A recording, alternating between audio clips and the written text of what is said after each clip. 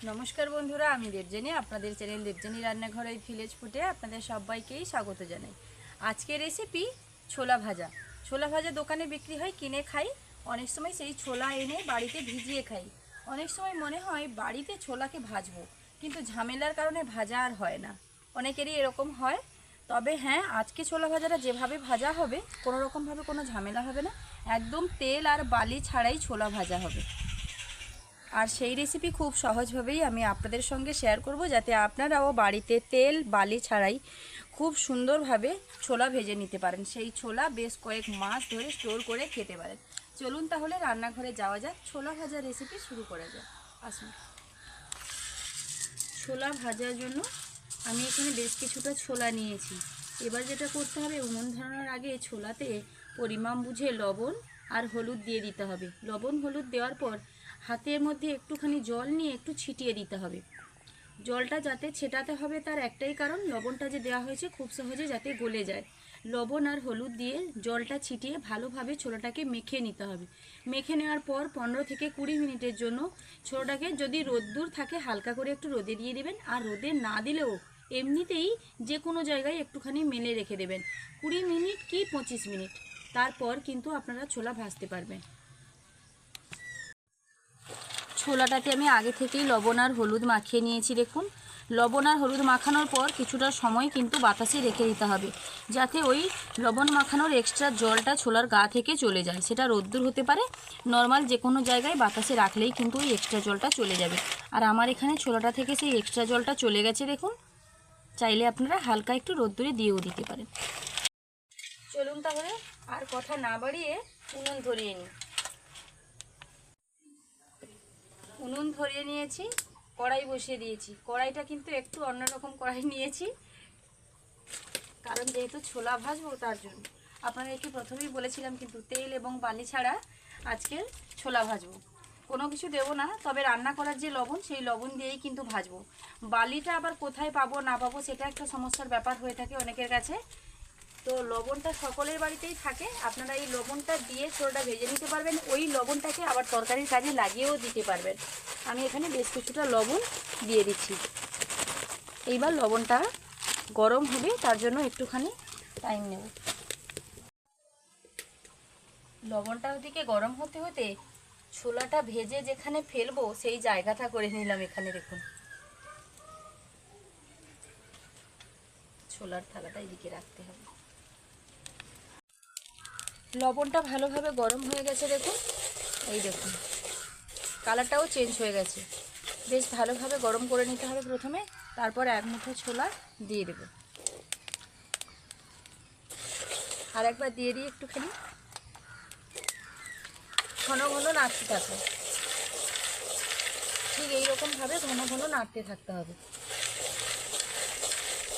এরকমভাবে ছোলা ভাজা না খুবই সহজ, বাড়িতে বাসায় যে কোনো সময় আপনারা বানিয়ে নিতে পারবেন।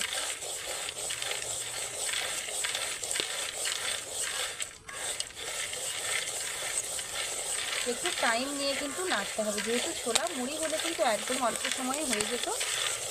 এক একটা করে ছোলা কিন্তু ফুটফুট করে ফাটতে শুরু করেছে, ভাজা হতে শুরু করেছে, নিশ্চয়ই সেটা আপনারা দেখছেন। আর আমি যেটা দিয়ে ভাজছি সেটা হলো যে নারকেল পিঠা। নারকেল পিঠাটাকে কিন্তু এরকম ছোটো ছোটো করে কেটে নেওয়া হয়েছে, দিয়ে একটুখানি দড়ি দিয়ে বেঁধে এরকম করে ওটা দিয়ে ভাজছি। এটাকে এইরকম নারকেল পিঠার এইটা দিয়েই কিন্তু আগেকার দিনে মা ঠাকুমারা মুড়ি ভাজতেন।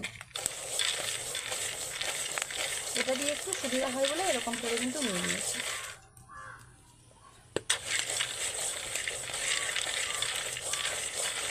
কতগুলো ছোলা ভাজা হয়ে গেছে দেখুন। আরও কিছু সময় নাড়তে নাড়তে না সবগুলো ছোলা ভাজা হয়ে যাবে। ছোলাগুলো ভাজা হয়ে গেছে। এইবার কিন্তু ঠিক এরকমভাবে নারকেল খাঁচিটা ঠিক এরকমভাবে করে নিলেই কিন্তু সবগুলো ছোলা চলে আসবে। আর যেগুলো ফুলে গেছে এক একটা কিন্তু ফুলবে না, এরকমই হয়। তবে হ্যাঁ, ভাববেন না যে ভেতরটা হয়নি, ভেতরটা খুব ভালোভাবে হয়ে গেছে। উনুনের আঁচটা এমনভাবে এদিকে আসছে, তো বাতাস যেদিক সেদিক হচ্ছে। এইরকমভাবে সবগুলো ছোলা কিন্তু আমি লবণ থেকে তুলে নেব।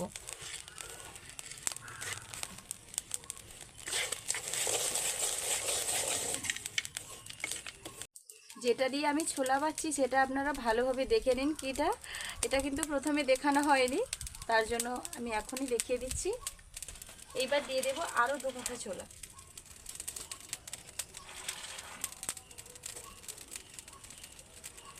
আবারও একই রকম পদ্ধতিতে একটু এলোমেলো কিন্তু হয়ে যাবে, আর এরকম একটু মাটিতে একটুখানি ঠুকিয়ে নিতে হবে।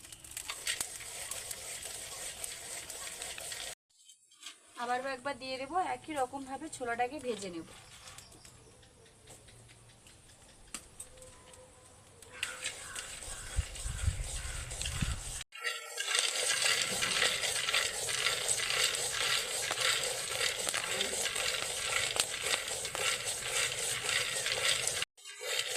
এই ব্যাচের ছোলাগুলো কতটা সুন্দর ভাজা হয়েছে দেখুন।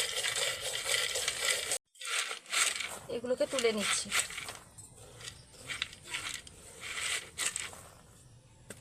যে লাস্টবারে যেগুলো ছিল সেগুলো দিয়ে দিয়েছি, সেগুলো বেশ ভালোভাবে ফুলে যাচ্ছে দেখুন।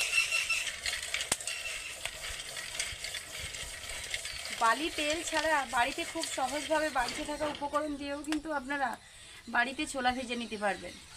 বাজারে ছোলা কিনে খাওয়ার থেকে না বাড়িতে এরকম ছোলা ভেজে স্টোর করে রেখে দেবেন, দেখবেন খেতে ভীষণ ভালো লাগবে। যখনই মন চাইবে তখনই খেতে পারবেন।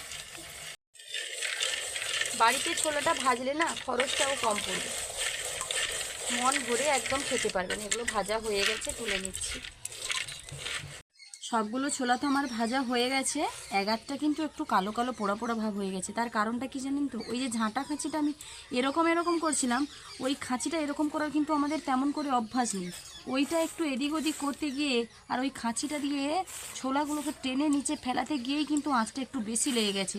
তবে যারা আপনারা ভাজবেন উনুনের আঁচটা একটু কম বেশি করে নেবেন। গ্যাসে ভাজলে তো কোনো কথাই নেই, ভাজা হয়ে গেলে পর আঁচটা কমিয়ে দেবেন, তাহলে আর এরকমভাবে ছোলাগুলো পড়ে যাবে না এগারটা। এবারে একটা ছাঁদা গামলা নিয়েছি, তার উপরে দিয়ে দেবো। তাহলে কি হবে বলুন তো? লবণটা নিচে পড়ে যাবে, ছোলাগুলো গামলার মধ্যে থেকে যাবে। ছোলাগুলো কিন্তু লবণ থেকে আলাদা করে নিয়েছি। আর ছোলাগুলো কতটা ফুলেছে দেখুন। এগারটা ছোলা না ভীষণ ধরনের ফুলে গেছে, আবার এগারটা দেখুন একটু কম ফুলেছে। যেগুলো কম ফুলেছে ভাজা হয়নি বললে কিন্তু চলবে না। আমি খেয়ে নিয়েছিলাম একটা, যেগুলো কম ফুলেছে বেশ সুন্দর মজমজ করছে। আরও কয়েকটা খাবো না। ছোলার কিন্তু না খোসা খাওয়া যায় না ছোলার।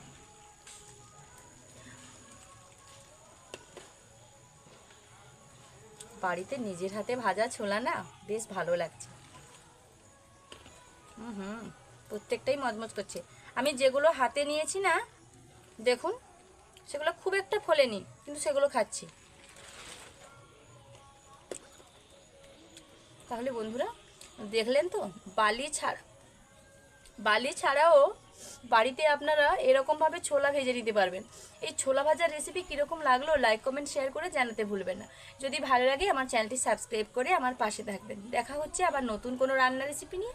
ততক্ষণ সুস্থ থাকুন, ভালো থাকুন। ভিডিওটা এখানে শেষ করছি। টাটা।